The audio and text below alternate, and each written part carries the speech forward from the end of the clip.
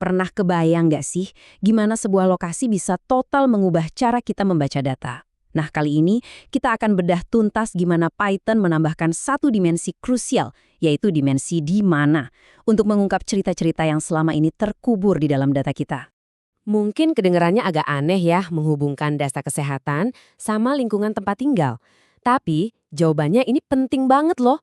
Justru hubungan inilah contoh yang paling pas buat nunjukin ada dimensi yang sering banget hilang kalau kita cuma lihat data di tabel spreadsheet biasa. Oke, biar lebih kebayang, yuk kita lihat sebuah kasus nyata. Ini dialami sendiri oleh seorang penulis, Bonnie P. McLean, waktu dia lagi pusing menganalisis data rekam medis elektronik. Jadi, dia itu punya seabrek data medis, diagnosis, resep obat, hasil lab lengkap deh. Tapi dia sadar, kok ada yang aneh, ada yang kurang.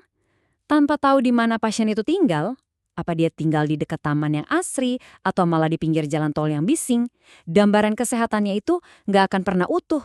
Kesadaran itu akhirnya memunculkan serangkaian pertanyaan kunci yang mustahil dijawab cuma dengan lihat rekam medisnya aja. Pertanyaan-pertanyaan ini seperti yang bisa Anda lihat, semuanya itu nyambungnya ke lingkungan fisik seseorang. Dan buat ngejawabnya, kita butuh yang namanya analisis geospasial. Jadi gimana dong caranya kita menambahkan faktor di mana yang super penting ini ke dalam analisis kita? Nah, jawabannya ada di satu bidang yang keren banget, namanya analisis geospasial. Yuk kita kupas pelan-pelan apa sih artinya? Gampangnya gini deh.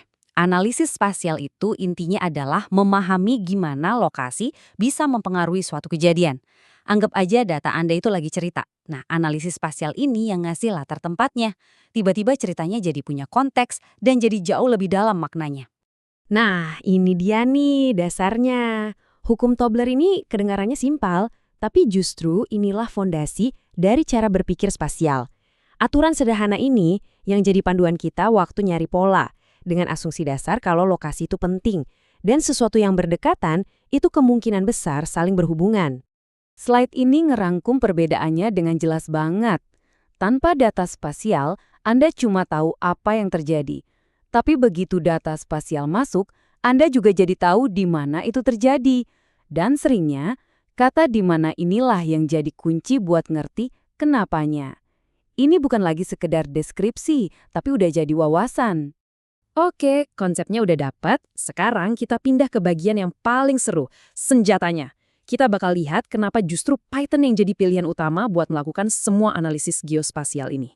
Python itu bukan cuma sekedar bahasa pemrograman biasa, tapi udah jadi ekosistem yang klop banget buat analisis geospasial. Kenapa? Pertama, gampang banget diakses, bahkan buat pemula. Kedua, udah nyatu sama aplikasi-aplikasi GIS populer. Ketiga, didukung komunitas global yang solid.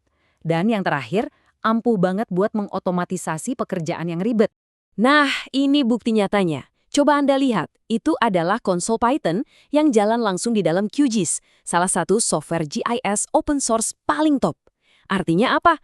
Artinya Anda bisa nulis skrip sendiri buat melakukan analisis canggih yang mungkin nggak tersedia di menu bawaan softwarenya. Keren kan? Oke, jadi senjata apa aja sih yang ada di dalam gudang persenjataan Python buat urusan pemetaan ini?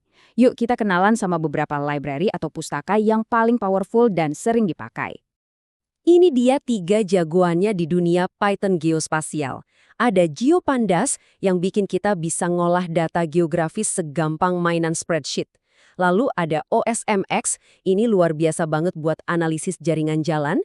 Dan terakhir, PyQGIS yang ngasih kita kekuatan super buat mengotomatisasi apa aja di dalam QGIS.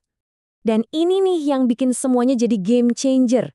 Coba bayangin, pekerjaan yang dulu mungkin butuh waktu berhari-hari dan software mahal, misalnya memodelkan seluruh jaringan jalan di sebuah kota, sekarang bisa selesai cuma dengan satu baris kode Python. Inilah kekuatan efisiensi yang sesungguhnya. Oke, teknologinya udah kita lihat, keren banget. Tapi kenapa semua ini penting? Apa gunanya? Yuk kita lihat gimana analisis geospasial dengan Python ini ngebantu kita memetakan masa depan dan menjawab tantangan-tantangan terbesar di dunia. Aplikasinya luas banget. Mulai dari melacak dampak perubahan iklim, merancang kota yang lebih manusiawi, sampai menganalisis kesenjangan kesehatan. Dengan menggabungkan data lokasi, kita jadi bisa melihat pola-pola dan hubungan yang tadinya nggak kelihatan. Ini memungkinkan kita buat nyari solusi masalah-masalah kompleks ini dengan cara yang benar-benar baru.